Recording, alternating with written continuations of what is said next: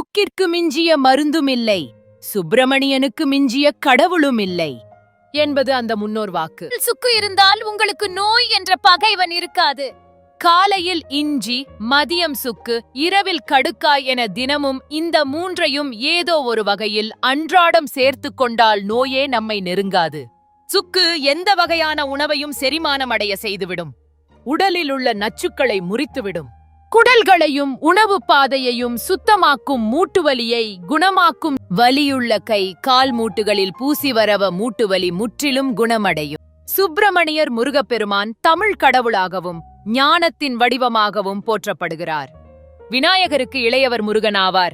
இவரை சுப்பிரமணியர், கந்தன், கடம்பன், கார்த்திகேயன், தண்டபாணி என்று பல்வேறு பெயர்களில் கூறுவர்.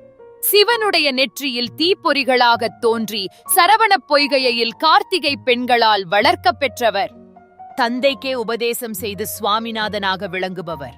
இவர் அனைத்து தெய்வங்களிலும் நிறைந்திருப்பவர். ஞான வடிவாய் அஞ்ஞான இருளை அகற்றி அழகுருவாய் திகழ்பவர். சுப்பிரமணியராகிய முருகப்பெருமானும் அடியவர்களின் அனைத்து துன்பங்களையும் போக்கக்கூடியவராக விளங்குகிறார்.